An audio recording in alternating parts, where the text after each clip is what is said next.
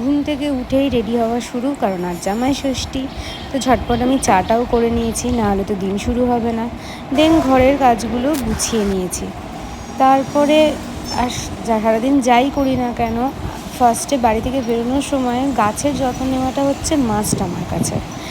দেন আমরা দুজন প্রথম জামাই ষষ্ঠী উপলক্ষে একদম টিপটপ হয়ে রেডি হয়ে গেছিলাম, কারণ আমরা জানি যে এবারে আমাদের 2 ঘন্টা জার্নি হতে চলেছে।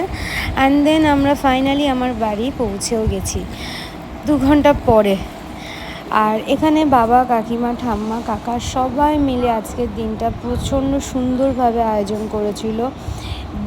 বেশ ভালো লাগছিলো। আমাদের কাছে জিনিসটা একদমই নতুন। আর আমি ওর জন্য একটা কেক অ্যারেঞ্জ করেছিলাম, জামাই ষষ্ঠীর স্পেশাল। আর দেন বিকেলবেলা আমরা সবাই মিলে সিনেমা দেখতে গেছিলাম মুঞ্জা। বেশ লেগেছে। এইভাবেই আমরা আজকের দিনটাকে